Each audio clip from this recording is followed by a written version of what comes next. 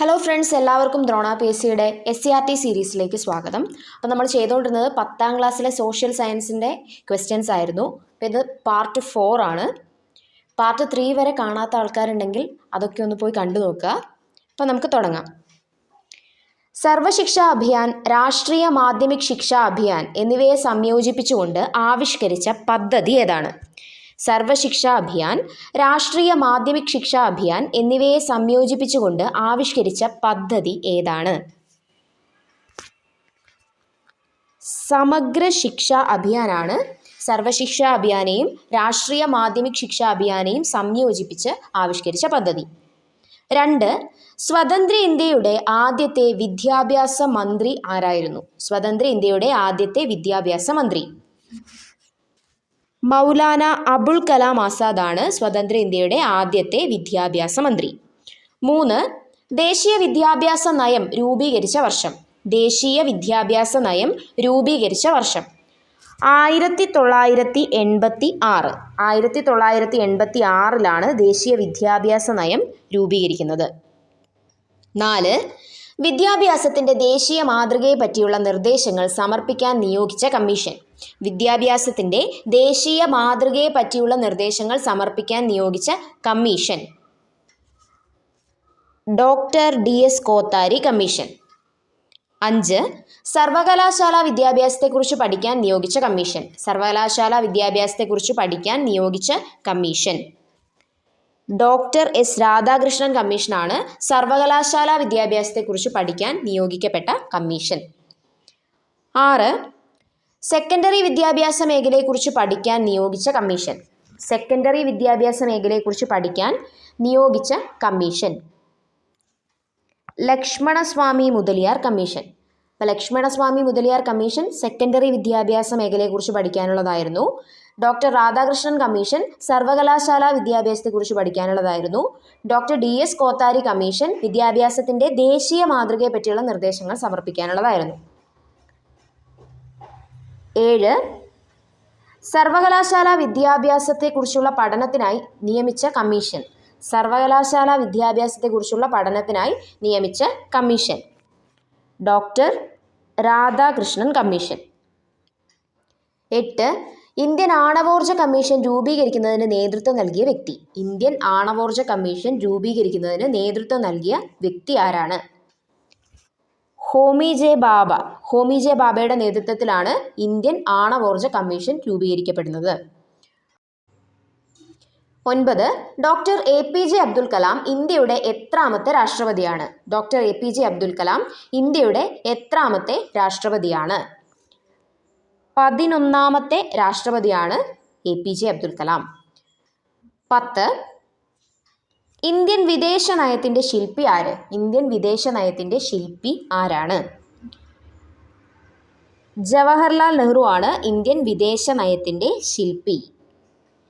11. തെലുങ്ക് സംസാരിക്കുന്നവർക്കായി ആന്ധ്ര സംസ്ഥാനം രൂപീകരിച്ച വർഷം. തെലുങ്ക് സംസാരിക്കുന്നവർക്കായി ആന്ധ്ര സംസ്ഥാനം രൂപീകരിച്ച വർഷം 1953. 1953 ആന്ധ്ര സംസ്ഥാനം രൂപീകരിക്കപ്പെടുന്നത്. 12. തെലുങ്ക് സംസാരിക്കുന്നവർക്കായി ആന്ധ്ര സംസ്ഥാനം രൂപീകരിക്കുക എന്ന ആവശ്യവുമായി നിരാഹാര സമരം നടത്തിയതാര്? തെലുങ്ക് സംസാരിക്കുന്നവർക്കായി ആന്ധ്ര സംസ്ഥാനം രൂപീകരിക്കുക എന്ന ആവശ്യവുമായി നിരാഹാര സമരം നടത്തിയത് ആരാണ്? പോറ്റി ശ്രീരാമലു. 13. ഭാഷാടിസ്ഥാനത്തിൽ സംസ്ഥാന കോൺഗ്രസ് കമ്മിറ്റികൾ രൂപീകരിക്കാൻ തീരുമാനിച്ച കോൺഗ്രസ് സമ്മേളനം. ഭാഷാടിസ്ഥാനത്തിൽ സംസ്ഥാന കോൺഗ്രസ് കമ്മിറ്റികൾ രൂപീകരിക്കാൻ തീരുമാനിച്ച കോൺഗ്രസ് സമ്മേളനം നാഗ്പൂർ സമ്മേളനമാണ്. 1920 നാഗ്പൂർ സമ്മേളനത്തിലാണ് ഭാഷാടിസ്ഥാനത്തിൽ സംസ്ഥാന കോൺഗ്രസ് കമ്മിറ്റികൾ രൂപീകരിക്കാൻ തീരുമാനിക്കുന്നത്. 14. നമ്മുടെ ജീവിതത്തിൽ നിന്ന് പ്രകാശം മാഞ്ഞു പോയിരിക്കുന്നു, എവിടെയും ഇരുട്ടാണ്. ഗാന്ധിജിയുടെ മരണത്തെക്കുറിച്ച് ഇപ്രകാരം അഭിപ്രായപ്പെട്ടത് ആരാണ്? നമ്മുടെ ജീവിതത്തിൽ നിന്ന് പ്രകാശം മാഞ്ഞു പോയിരിക്കുന്നു, എവിടെയും ഇരുട്ടാണ്. ഗാന്ധിജിയുടെ മരണത്തെക്കുറിച്ച് ഇപ്രകാരം അഭിപ്രായപ്പെട്ടത് ആര്? ജവഹർലാൽ നെഹ്റു ആണ് ഇപ്രകാരം അഭിപ്രായപ്പെട്ടത്. 15. ഡൽഹിയിലെ പ്രാർത്ഥനാ യോഗ സ്ഥലത്ത് വെച്ച് ഗാന്ധിജിക്ക് നേരെ നിറയൊഴിച്ചത് ആര്? ഡൽഹിയിലെ പ്രാർത്ഥനാ യോഗ സ്ഥലത്ത് വെച്ച് ഗാന്ധിജിക്ക് നേരെ നിറയൊഴിച്ചത് ആരാണ്? നാഥുറാം വിനായക് ഗോഡ്സെ. 16 ഗാന്ധിജി വെടിയേറ്റ് മരിച്ചത് എന്നാണ്? ഗാന്ധിജി വെടിയേറ്റ് മരിച്ചത് എന്നാണ്? 1948 ജനുവരി 30 ഗാന്ധിജി വെടിയേറ്റ് മരിക്കുന്നത്. 17 മാവോ സേ തുങ്ങിന്റെ നേതൃത്വത്തിൽ ചൈന ജനകീയ റിപ്പബ്ലിക്കായ വർഷം. മാവോ സേ തുങ്ങിന്റെ നേതൃത്വത്തിൽ ചൈന ജനകീയ റിപ്പബ്ലിക്കായ വർഷം 1949 ഒക്ടോബർ 1 ചൈന ജനകീയ റിപ്പബ്ലിക് ആവുന്നത്. 18 1934 മാവോ സേ തുങ്ങിന്റെ നേതൃത്വത്തിൽ തെക്കൻ ചൈനയിലെ കിയാങ്സ്കി മുതൽ പടിഞ്ഞാറൻ ചൈനയിലെ യനാൻ വരെ നടത്തിയ യാത്ര എന്ത് പേരിലാണ് അറിയപ്പെടുന്നത്? 1934 മാവോ സേ തുങ്ങിന്റെ നേതൃത്വത്തിൽ തെക്കൻ ചൈനയിലെ കിയാങ്സ്കി മുതൽ പടിഞ്ഞാറൻ ചൈനയിലെ യനാൻ വരെ നടത്തിയ യാത്ര എന്ത് പേരിൽ അറിയപ്പെടുന്നു? Long March. അപ്പോൾ ലോങ് മാർച്ച് നടന്നത് ഏത് വർഷമാണ്? 1934 1934 കിയാങ്സ്കി മുതൽ യനാൻ വരെ നടന്ന ലോങ് മാർച്ച് നേതൃത്വം കൊടുത്തത് മാവോ സേ തുങ്ങാണ്. 19 മാവോ സേ തുങ്ങിന്റെ നേതൃത്വത്തിലുള്ള സേന താഴെ തന്നിരിക്കുന്നതിൽ ഏതാണ്? മാവോ സേ തുങ്ങിന്റെ നേതൃത്വത്തിലുള്ള സേന ചുവപ്പ് സേന. ചുവപ്പ് സേനയാണ് മാവോ സേ തുങ് നേതൃത്വം കൊടുത്ത സേന. 20 ചൈനീസ് കമ്മ്യൂണിസ്റ്റ് പാർട്ടിയുടെ പ്രധാന നേതാവ് താഴെ തന്നിരിക്കുന്നതിൽ ആരാണ്? ചൈനീസ് കമ്മ്യൂണിസ്റ്റ് പാർട്ടിയുടെ പ്രധാന നേതാവ് മാവോ സേ തുങ് ആണ്. 21 വന്ദേ മാതരം എന്ന ഗാനം എടുത്തിരിക്കുന്ന നോവൽ ഏതാണ്? വന്ദേ മാതരം എന്ന ഗാനം എടുത്തിരിക്കുന്ന നോവൽ ഏതാണ്? ആനന്ദമഠം. ആനന്ദമഠം എന്ന നോവലിൽ നിന്നാണ് വന്ദേ മാതരം എന്ന ഗാനം എടുത്തിരിക്കുന്നത്. 22 ബംഗാളിലെ നീലം കർഷകർ അനുഭവിക്കുന്ന കൊടിയ ചൂഷണത്തെ ഹൃദയഹാരിയായി ചിത്രീകരിച്ച നാടകം ഏതാണ്? ബംഗാളിലെ നീലം കർഷകർ അനുഭവിക്കുന്ന കൊടിയ ചൂഷണത്തെ ഹൃദയഹാരിയായി ചിത്രീകരിച്ച നാടകം ഏതാണ്? നീൽ ദർപ്പൺ. ആ നാടകം നീൽ ദർപ്പൺ ആണ്. 23 നീൽ ദർപ്പണിന്റെ രചയിതാവ് ആര്? നീൽ ദർപ്പണിന്റെ രചയിതാവ് ആര്? ദീനബന്ധു മിത്ര. അപ്പൊ ദീനബന്ധു മിത്രയുടെ നീൽ ദർപ്പണിൽ എന്താണ് പറയുന്നത്? ബംഗാളിലെ നീലം കർഷകർ അനുഭവിച്ച കൊടിയ ചൂഷണത്തിന്റെ ഹൃദയഹാരിയായ ഒരു ചിത്രീകരണമാണ്. അത് എന്ത് രൂപത്തിലുള്ള സാഹിത്യമാണ്? നാടകമാണ്. 24 നീൽ ദർപ്പണിൽ ചിത്രീകരിച്ച കർഷകരുടെ പ്രശ്നങ്ങൾ ഏറ്റെടുക്കുകയും ഇന്ത്യയിലെമ്പാടും പ്രചരിപ്പിക്കുകയും ചെയ്ത സംഘടന ഏതാണ്? നീൽ ദർപ്പണിൽ ചിത്രീകരിച്ച കർഷകരുടെ പ്രശ്നങ്ങൾ ഏറ്റെടുക്കുകയും ഇന്ത്യയിലെമ്പാടും പ്രചരിപ്പിക്കുകയും ചെയ്ത സംഘടന ഏതാണ്? Indian association. ഇന്ത്യൻ അസോസിയേഷന്റെ നേതൃത്വത്തിലാണ് നീൽ ദർപ്പണിലെ കർഷകരുടെ പ്രശ്നങ്ങൾ ഏറ്റെടുക്കുകയും ഇന്ത്യയിലെമ്പാടും പ്രചരിപ്പിക്കുകയും ചെയ്തത്. 25 ഇന്ത്യൻ അസോസിയേഷൻ സ്ഥാപിച്ചത് ആരാണ്? ഇന്ത്യൻ അസോസിയേഷൻ സ്ഥാപിച്ചത് ആരാണ്? സുരേന്ദ്രനാഥ് ബാനർജി. സുരേന്ദ്രനാഥ് ബാനർജിയുടെ നേതൃത്വത്തിൽ രൂപീകരിച്ച സംഘടനയാണ് ഇന്ത്യൻ അസോസിയേഷൻ. 26 വരിക വരിക സഹചരേ എന്ന ഗാനത്തിന്റെ രചയിതാവ് ആരാണ്? വരിക വരിക സഹചരേ എന്ന ഗാനത്തിന്റെ രചയിതാവ് ആരാണ്? അംശി നാരായണപിള്ള. അംശി നാരായണപിള്ളയാണ് വരിക വരിക സഹചരേ എന്ന ഗാനം രചിച്ചത്. 27 തൃശ്ശൂരിൽ കേരള കലാമണ്ഡലം സ്ഥാപിച്ചത് ആര്? തൃശ്ശൂരിൽ കേരള കലാമണ്ഡലം സ്ഥാപിച്ചത് ആരാണ്? വള്ളത്തോൾ നാരായണ മേനോൻ. വള്ളത്തോൾ നാരായണ മേനോനാണ് കേരള കലാമണ്ഡലം തൃശ്ശൂരിൽ സ്ഥാപിക്കുന്നത്. 28 സാരേ ജഹാംസെ അച്ച എന്ന ഗാനം രചിച്ച ഉറുദു കവി ആരാണ്? സാരേ ജഹാംസെ അച്ച എന്ന ഗാനം രചിച്ച ഉറുദു കവി ആരാണ്? അലാമ മുഹമ്മദ് ഇക്ബാൽ ആണ് സാരേ ജഹാംസെ അച്ച രചിച്ചത്. 29 ബംഗാളിലെ കർഷകർ നടത്തിയ സന്യാസി കലാപം പ്രമേയമാക്കി ബങ്കിം ചന്ദ്ര ചാറ്റർജി എഴുതിയ നോവൽ ഏതാണ്? ബംഗാളിലെ കർഷകർ നടത്തിയ സന്യാസി കലാപം പ്രമേയമാക്കി ബങ്കിം ചന്ദ്ര ചാറ്റർജി എഴുതിയ നോവൽ ഏതാണ്? ആനന്ദമഠം. അപ്പം ആനന്ദമഠം എന്ന നോവൽ എഴുതിയത് ആരാണ്? ബങ്കിം ചന്ദ്ര ചാറ്റർജി ആണ്. അതിലെ പ്രതിപാദ്യ വിഷയം ബംഗാളിലെ കർഷകർ നടത്തിയ സന്യാസി കലാപമാണ്. നേരത്തെ നമ്മൾ പറഞ്ഞു ഈ ആനന്ദമഠത്തിൽ നിന്നാണ് വന്ദേ മാതരം എന്ന ഗാനം നമ്മൾ എടുത്തിരിക്കുന്നത്. 30 വിദ്യാസമ്പന്നർ മാറ്റത്തിന്റെ വക്താക്കളാണ് എന്നത് ആരുടെ വാക്കുകളാണ്? വിദ്യാസമ്പന്നർ മാറ്റത്തിന്റെ വക്താക്കളാണ് എന്നത് ആരുടെ വാക്കുകളാണ്? വീരേശലിംഗം പന്തലു. വീരേശലിംഗം പന്തലുമാണ് എന്ത് പറഞ്ഞത്? വിദ്യാസമ്പന്നർ മാറ്റത്തിന്റെ വക്താക്കളാണെന്ന്. 31. ഇന്ത്യൻ ജനതയുടെ സ്വാശ്രയത്വത്തിന്റെയും വിദേശാധിപത്യത്തിനെതിരായ പ്രതിഷേധത്തിന്റെയും പ്രതീകമായിരുന്നത് എന്താണ്? ഇന്ത്യൻ ജനതയുടെ സ്വാശ്രയത്വത്തിന്റെയും വിദേശ ആധിപത്യത്തിനെതിരായ പ്രതിഷേധത്തിന്റെയും പ്രതീകമായിരുന്നത് എന്താണ്? ചർക്ക. 32. ഇന്ത്യയിൽ ആദ്യമായി ത്രിവർണ്ണ പതാകയ്ക്ക് രൂപം നൽകിയത് ഏത് കാലയളവിലാണ്? ഇന്ത്യയിൽ ആദ്യമായി ത്രിവർണ്ണ പതാകയ്ക്ക് രൂപം നൽകിയത് ഏത് കാലയളവിലാണ്? സ്വദേശി സമരകാലത്താണ് ഇന്ത്യയിൽ ആദ്യമായിട്ട് ത്രിവർണ്ണ പതാകയ്ക്ക് രൂപം നൽകുന്നത്. 33. Indian society of oriental arts സ്ഥിതി ചെയ്യുന്ന സ്ഥലം. Indian society of oriental arts സ്ഥിതി ചെയ്യുന്ന സ്ഥലം കൊൽക്കത്ത. കൊൽക്കത്തയിലാണ് Indian society of oriental arts സ്ഥിതി ചെയ്യുന്നത്. 34. ഫ്രഞ്ച് ക്ലബ്ബായ ജക്കോബിയനിൽ അംഗമായ ഇന്ത്യൻ ഭരണാധികാരി ആര്? ഫ്രഞ്ച് ക്ലബ്ബായ ജക്കോബിയനിൽ അംഗമായ ഇന്ത്യൻ ഭരണാധികാരി ആരാണ്? ടിപ്പു സുൽത്താൻ. ടിപ്പു സുൽത്താനാണ് ഫ്രഞ്ച് ക്ലബ്ബായ ജക്കോബിയനിൽ അംഗമായ ഇന്ത്യൻ ഭരണാധികാരി. 35. ഫ്രഞ്ച് വിപ്ലവത്തിന്റെ ഓർമ്മയ്ക്കായി ശ്രീരംഗപട്ടണത്ത് സ്വാതന്ത്ര്യത്തിന്റെ മരം നട്ട ഭരണാധികാരി ആര്? ഫ്രഞ്ച് വിപ്ലവത്തിന്റെ ഓർമ്മയ്ക്കായി ശ്രീരംഗപട്ടണത്ത് സ്വാതന്ത്ര്യത്തിന്റെ മരം നട്ട ഭരണാധികാരി ആരാണ്? ടിപ്പു സുൽത്താനാണ് സ്വാതന്ത്ര്യത്തിന്റെ മരം നട്ടത്. 36.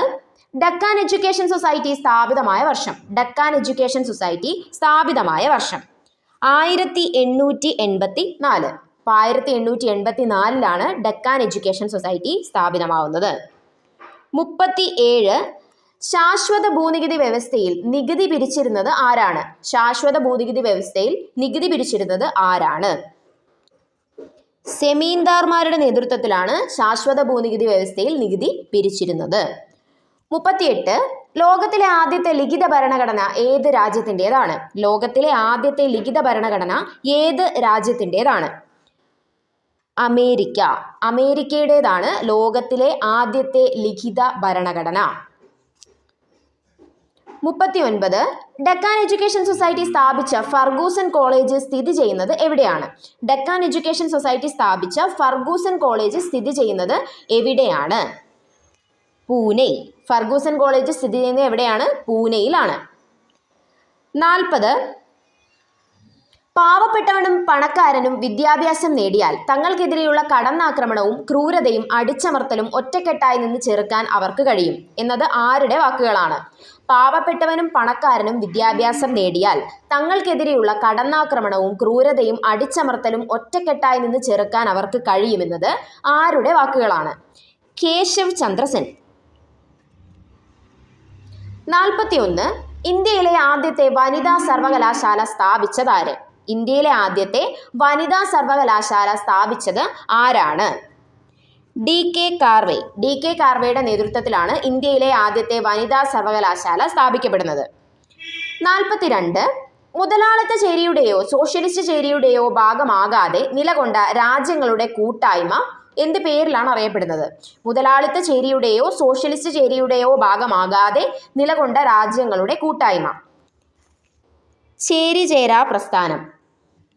മുതലാളിത്ത ചേരിയുടെ കൂടെയും ചേരുന്നില്ല, സോഷ്യലിസ്റ്റ് ചേരിയുടെ കൂടെയും ചേരുന്നില്ല, രണ്ടിലും ചേരാതെ നിലകൊണ്ട രാജ്യങ്ങളുടെ കൂട്ടായ്മയാണ് ചേരിചേരാ പ്രസ്ഥാനം.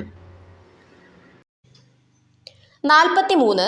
ചേരിചേരാ പ്രസ്ഥാനം രൂപം കൊണ്ട വർഷം. ചേരിചേരാ പ്രസ്ഥാനം രൂപം കൊണ്ട വർഷം 1955 ചേരിചേരാ പ്രസ്ഥാനം രൂപം കൊള്ളുന്നത്. 44.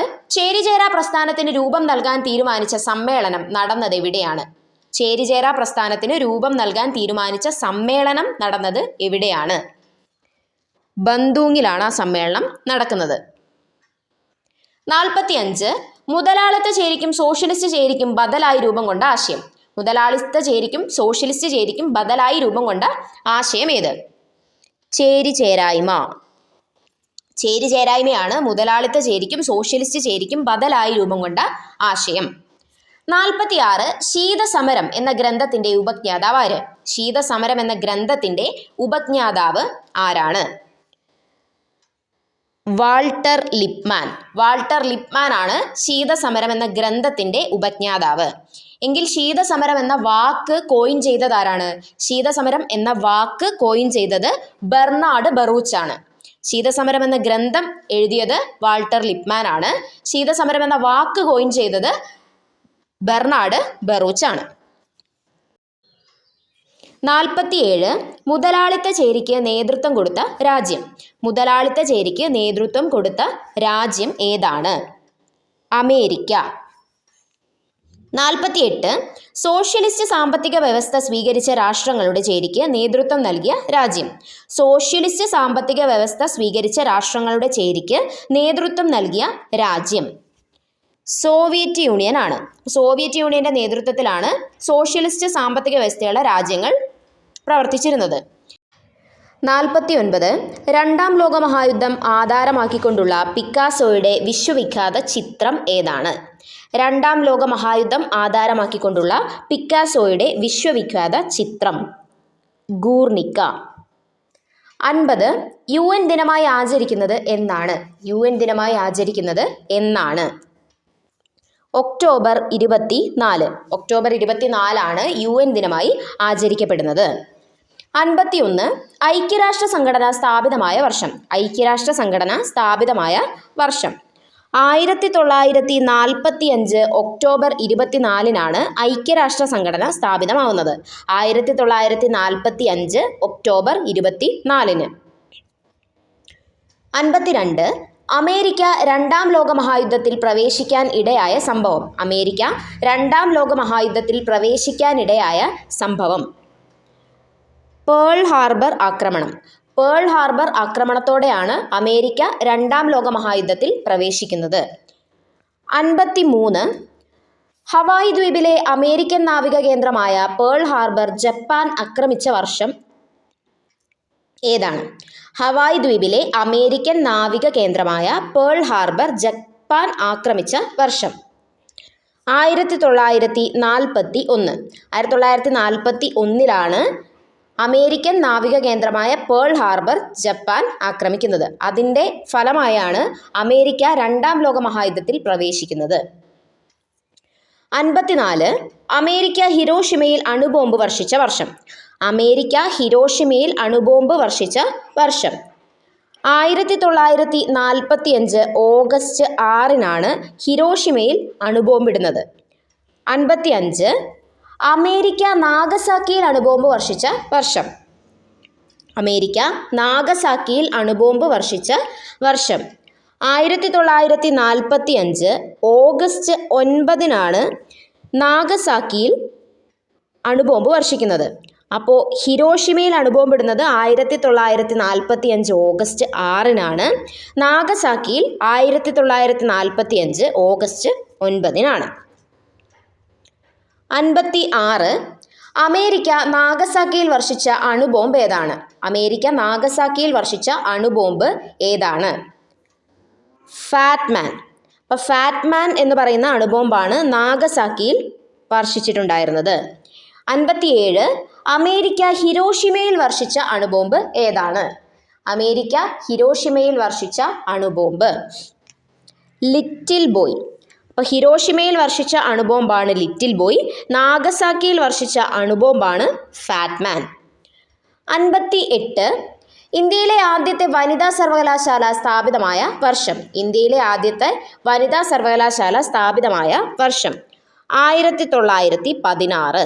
1916 ഇന്ത്യയിലെ ആദ്യ വനിതാ സർവകലാശാല സ്ഥാപിതമാവുന്നത്. 59 രണ്ടാം ലോകമഹായുദ്ധത്തിൻ്റെ അനന്തരഫലമായി ലോകസമാധാനം സംരക്ഷിക്കുന്നതിനായി രൂപം കൊണ്ട സംഘടന ഏത്? രണ്ടാം ലോകമഹായുദ്ധത്തിൻ്റെ അനന്തരഫലമായി ലോകസമാധാനം സംരക്ഷിക്കുന്നതിനായി രൂപം കൊണ്ട സംഘടന ഏതാണ്? ഐക്യരാഷ്ട്ര സംഘടന. ഐക്യരാഷ്ട്ര സംഘടന ഏത് ലോകമഹായുദ്ധത്തിൻ്റെ അനന്തരഫലമായി ഉണ്ടായതാണ്? രണ്ടാം ലോകമഹായുദ്ധത്തിൻ്റെ അനന്തരഫലമായി ഉണ്ടായതാണ്.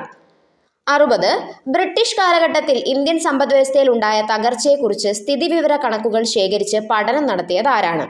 ബ്രിട്ടീഷ് കാലഘട്ടത്തിൽ ഇന്ത്യൻ സമ്പദ് വ്യവസ്ഥയിൽ ഉണ്ടായ തകർച്ചയെക്കുറിച്ച് സ്ഥിതിവിവര കണക്കുകൾ ശേഖരിച്ച് പഠനം നടത്തിയത് ആരാണ്?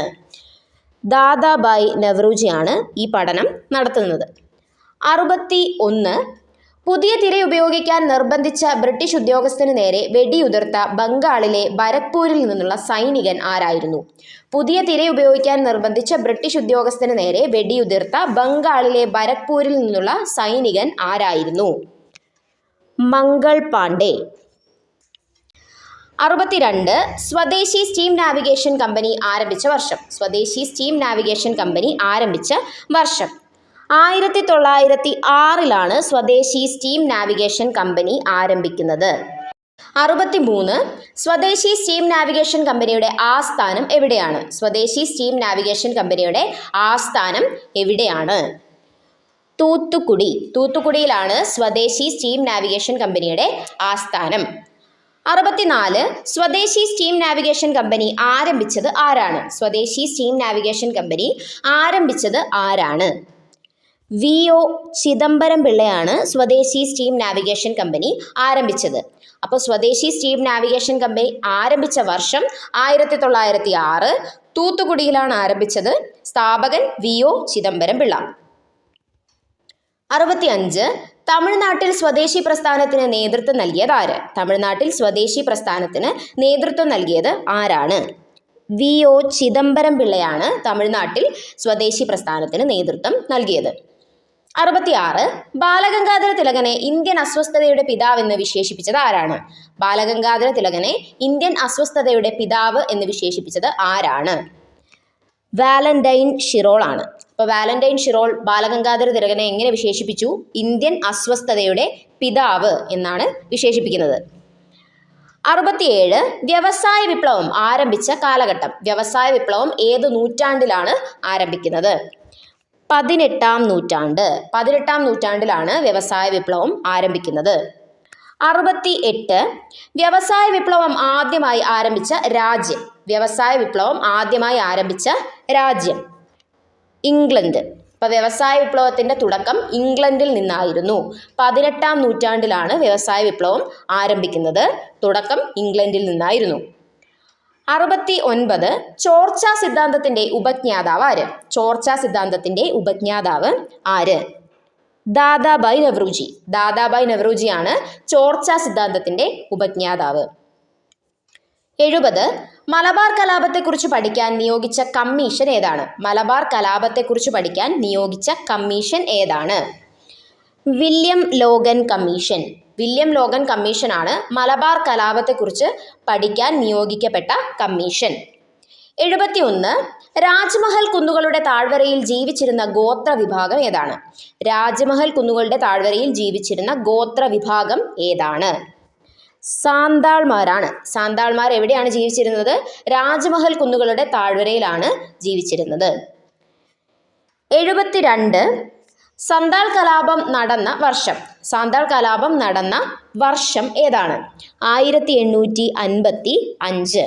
1855 സാന്താൾ കലാപം നടക്കുന്നത്. സാന്താൾ കലാപം രാജ്മഹൽ കുന്നുകളുടെ താഴ്വരയിൽ ജീവിച്ചിരുന്ന ഗോത്ര വിഭാഗമായ സാന്താൾമാർ നടത്തിയ കലാപമാണ്. 73. ബ്രിട്ടീഷുകാരുടെ ചൂഷണത്തിനെതിരെ വയനാട്ടിൽ നടന്ന ഗോത്ര കലാപം ഏത്? ബ്രിട്ടീഷുകാരുടെ ചൂഷണത്തിനെതിരെ വയനാട്ടിൽ നടന്ന ഗോത്ര കലാപം ഏതാണ്? കുറിച്യ കലാപമാണ്. കുറിച്യ കലാപമാണ് വയനാട്ടിലാണ് നടന്നത്. 74. കർഷകരുൾപ്പെടെയുള്ള ഏത് ജനവിഭാഗങ്ങളെക്കാളും തീവ്രവും നിരന്തരവും ആക്രമണോത്സുകവുമായ ബ്രിട്ടീഷ് വിരുദ്ധ സമരങ്ങളായിരുന്നു നിരക്ഷരരായ ഗോത്ര ജനത നടത്തിയത് എന്നത് ആരുടെ വാക്കുകളാണ്? കർഷകരുൾപ്പെടെയുള്ള ഏത് ജനവിഭാഗങ്ങളെക്കാളും തീവ്രവും നിരന്തരവും ആക്രമണോത്സുകവുമായ ബ്രിട്ടീഷ് വിരുദ്ധ സമരങ്ങളായിരുന്നു നിരക്ഷരരായ ഗോത്ര ജനത നടത്തിയത് എന്നത് ആരുടെ വാക്കുകളാണ്? കെ സുരേഷ് സിംഗ്. കെ സുരേഷ് സിംഗിൻ്റെ വാക്കുകളാണ് ഇത്. 75. കുറിച്യർ കലാപം നടന്ന വർഷം. കുറിച്യർ കലാപം നടന്ന വർഷം 1812. അപ്പോൾ 1812 വയനാട്ടിൽ നടന്ന കലാപമാണ് കുറിച്യർ കലാപം. 76. ബ്രിട്ടീഷ് വ്യവസായികൾ ഇന്ത്യയിൽ ആധുനിക വ്യവസായങ്ങൾക്ക് തുടക്കം കുറിച്ച കാലഘട്ടം. ബ്രിട്ടീഷ് വ്യവസായികൾ ഇന്ത്യയിൽ ആധുനിക വ്യവസായങ്ങൾക്ക് തുടക്കം കുറിച്ച കാലഘട്ടം 19-ാം നൂറ്റാണ്ട്. 19-ാം നൂറ്റാണ്ടിലാണ് ബ്രിട്ടീഷ് വ്യവസായികൾ ഇന്ത്യയിൽ ആധുനിക വ്യവസായത്തിന് തുടക്കം കുറിക്കുന്നത്. 77. ഇന്ത്യയുടെ വാണിജ്യ ചരിത്രത്തിൽ ഇതുപോലൊരു ദുരന്തം കാണാനില്ല. പരുത്തി നെയ്ത്തുകാരുടെ എല്ലുകൾ ഇന്ത്യൻ സമതലങ്ങൾ വെളുപ്പിക്കുന്നു എന്നത് ആരുടെ വാക്കുകളാണ്? ഇന്ത്യയുടെ വാണിജ്യ ചരിത്രത്തിൽ ഇതുപോലൊരു ദുരന്തം കാണാനില്ല. പരുത്തി നെയ്ത്തുകാരുടെ എല്ലുകൾ ഇന്ത്യൻ സമതലങ്ങൾ വെളുപ്പിക്കുന്നു എന്നത് ആരുടെ വാക്കുകളാണ്? വില്യം ബെൻഡിക് ആണ് പരുത്തി നെയ്ത്തുകാരെ പറ്റി ഇങ്ങനെ പറയുന്നത്. പരുത്തി നെയ്ത്തുകാർ അനുഭവിക്കുന്ന കഷ്ടതകളെ പറ്റി ഇങ്ങനെ പറഞ്ഞത് വില്യം ബെൻഡിക് ആണ്. 78. ബ്രിട്ടീഷ് വ്യവസായികൾ ഇന്ത്യയിൽ ആദ്യം സ്ഥാപിച്ച വ്യവസായം ഏതാണ്? ബ്രിട്ടീഷ് വ്യവസായികൾ ഇന്ത്യയിൽ ആദ്യമായി സ്ഥാപിച്ച വ്യവസായം ഏതാണ്? തോട്ടം വ്യവസായം. അപ്പോൾ ബ്രിട്ടീഷ് വ്യവസായികൾ ആദ്യമായിട്ട് തോട്ടം വ്യവസായമാണ് ഇന്ത്യയിൽ സ്ഥാപിക്കുന്നത്. 79. ബ്രിട്ടീഷ് ഭരണകാലത്തെ ക്ഷാമത്തെക്കുറിച്ച് അന്വേഷിച്ച കമ്മീഷൻ ഏതാണ്? ബ്രിട്ടീഷ് ഭരണകാലത്തെ ക്ഷാമത്തെക്കുറിച്ച് അന്വേഷിച്ച കമ്മീഷൻ ഏതാണ്? Richard Strachey commission. Richard Strachey കമ്മീഷനാണ് ബ്രിട്ടീഷ് ഭരണകാലത്തെ ക്ഷാമത്തെക്കുറിച്ച് അന്വേഷിച്ചിരുന്നത്. 80. ഇന്ത്യയുടെ ദേശീയ പതാകയായി ത്രിവർണ പതാക സ്വീകരിച്ച വർഷം. ഇന്ത്യയുടെ ദേശീയ പതാകയായി ത്രിവർണ പതാക സ്വീകരിച്ച വർഷം ഏതാണ്? 1947. 1947 ഇന്ത്യയുടെ ദേശീയ പതാകയായി ത്രിവർണ പതാകയെ അംഗീകരിക്കുന്നത്. 81. ഒരു അന്താരാഷ്ട്ര വേദിയിൽ ഇന്ത്യയുടെ ത്രിവർണ പതാക ആദ്യമായി ഉയർത്തിയത് ആരാണ്? ഒരു അന്താരാഷ്ട്ര വേദിയിൽ ഇന്ത്യയുടെ ത്രിവർണ പതാക ആദ്യമായി ഉയർത്തിയത് ആരാണ്? മാഡം ഭിക്കാജി കാമ. മാഡം ഭിക്കാജി കാമയാണ് ഒരു അന്താരാഷ്ട്ര വേദിയിൽ ഇന്ത്യയുടെ ത്രിവർണ പതാക ആദ്യമായി ഉയർത്തുന്നത്. 82. മാഡം ഭിക്കാജി കാമ ത്രിവർണ പതാക ആദ്യമായി ഉയർത്തിയ വർഷം. മാഡം ഭിക്കാജി കാമ ത്രിവർണ പതാക ആദ്യമായി ഉയർത്തിയ വർഷം 1907. 1907 സ്റ്റഡ്ഗഡിൽ വെച്ച്, ജർമ്മനിയിലെ സ്റ്റഡ്ഗഡിൽ വെച്ച് മാഡം ഭിക്കാജി കാമയാണ് ഒരു അന്താരാഷ്ട്ര വേദിയിൽ ഇന്ത്യയുടെ ത്രിവർണ പതാക ആദ്യമായി ഉയർത്തുന്നത്. 83. ശാശ്വത ഭൂനികുതി വ്യവസ്ഥ നടപ്പിലാക്കിയ ബ്രിട്ടീഷ് ഗവർണർ ജനറൽ ആരായിരുന്നു? ശാശ്വത ഭൂനികുതി വ്യവസ്ഥ നടപ്പിലാക്കിയ ബ്രിട്ടീഷ് ഗവർണർ ജനറൽ കോൺവാലിസ് പ്രഭുവാണ്. കോൺവാലിസ് പ്രഭുവാണ് ശാശ്വത ഭൂനികുതി വ്യവസ്ഥ നടപ്പിലാക്കിയത്. 84. കർഷകരിൽ നിന്ന് നേരിട്ട് നികുതി പിരിച്ചിരുന്ന ഭൂനികുതി വ്യവസ്ഥ ഏതായിരുന്നു? കർഷകരിൽ നിന്ന് നേരിട്ട് നികുതി പിരിച്ചിരുന്ന ഭൂനികുതി വ്യവസ്ഥ ഏതായിരുന്നു? റയട്ട് വാരി സമ്പ്രദായം. റയട്ട് വാരി വ്യവസ്ഥ പ്രകാരമാണ് കർഷകരിൽ നിന്ന് നേരിട്ട് നികുതി പിരിച്ചിരുന്നത്. 85. ഗ്രാമത്തെ ഒരു യൂണിറ്റായി കണക്കാക്കി നികുതി പിരിച്ചിരുന്ന സമ്പ്രദായം ഏതാണ്? ഗ്രാമത്തെ ഒരു യൂണിറ്റായി കണക്കാക്കി നികുതി പിരിച്ചിരുന്ന സമ്പ്രദായം മഹൽവാരി വ്യവസ്ഥ.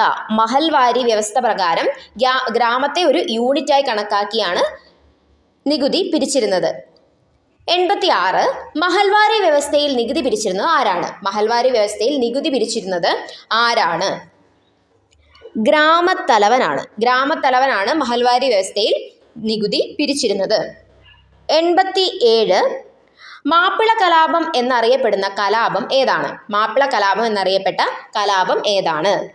മലബാർ കലാപം. മലബാർ കലാപത്തെയാണ് നമ്മൾ മാപ്പിള കലാപം എന്ന് വിളിക്കുന്നത്. 88.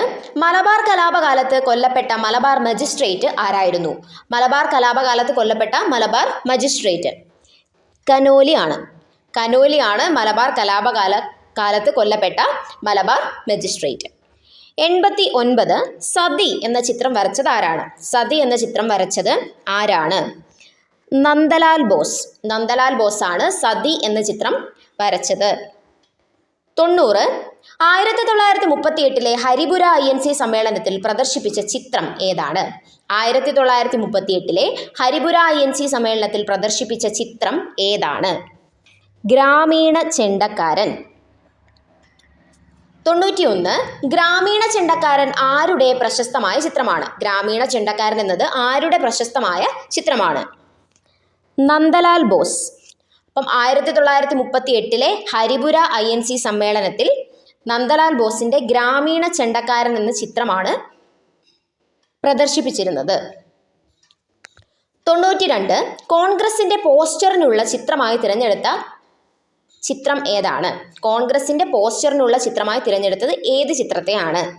നന്ദലാൽ ബോസിന്റെ ഗ്രാമീണ ചെണ്ടക്കാരൻ എന്ന ചിത്രമാണ് കോൺഗ്രസിന്റെ പോസ്റ്ററിനുള്ള ചിത്രമായി തിരഞ്ഞെടുക്കപ്പെട്ടത്. 93 ഗ്രാമീണ ജീവിതം ആരുടെ ചിത്രമാണ്? ഗ്രാമീണ ജീവിതം എന്ന ചിത്രം വരച്ചത് ആരാണ്? അമൃത ഷേർഗിൽ. അപ്പോൾ ഗ്രാമീണ ചെണ്ടക്കാരൻ നന്ദലാൽ ബോസിന്റെ ചിത്രമാണ്. ഗ്രാമീണ ജീവിതം അമൃത ഷേർഗിലിന്റെ ചിത്രമാണ്.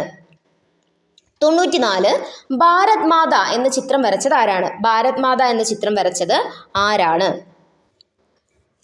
അബനീന്ദ്രനാഥ് ടാഗോർ. അബനീന്ദ്രനാഥ് ടാഗോറിന്റെ ചിത്രമാണ് ഭാരത് മാത. 95 ഭാരത് മാത ചിത്രം വരച്ച കാലഘട്ടം. ഭാരത് മാത ചിത്രം വരച്ച കാലഘട്ടം സ്വദേശി കാലഘട്ടം. സ്വദേശി സമരകാലത്താണ് അബനീന്ദ്രനാഥ് ടാഗോർ ഭാരത് മാത എന്ന ചിത്രം വരയ്ക്കുന്നത്.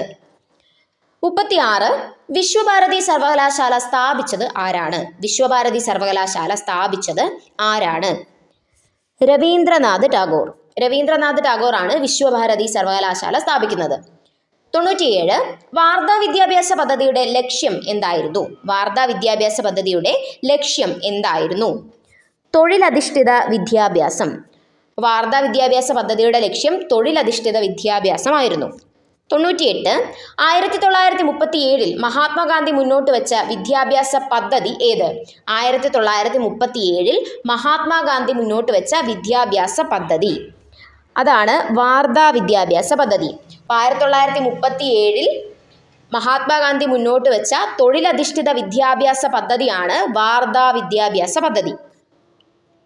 99 8 മുതൽ 14 വയസ്സ് വരെയുള്ള കുട്ടികൾക്ക് സൗജന്യവും നിർബന്ധിതവുമായ വിദ്യാഭ്യാസം നൽകണമെന്നും അത് മാതൃഭാഷയിലായിരിക്കണമെന്നും അഭിപ്രായപ്പെട്ടത് ഗാന്ധിജിയാണ്.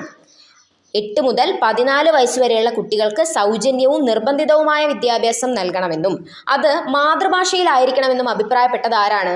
ഗാന്ധിജിയാണ്. 100 1937 INCയുടെ വാർധാ സമ്മേളനത്തിൽ വെച്ച് ഗാന്ധിജിയുടെ വാർധാ പദ്ധതിയെക്കുറിച്ച് പഠിക്കാനായി നിയമിച്ച കമ്മിറ്റി ഏതാണ്? 1937 INCയുടെ വാർധാ സമ്മേളനത്തിൽ വെച്ച് ഗാന്ധിജിയുടെ വാർധാ പദ്ധതിയെക്കുറിച്ച് പഠിക്കാനായി നിയമിച്ച കമ്മിറ്റി ഏതാണ്? Doctor Zakir Hussain committee.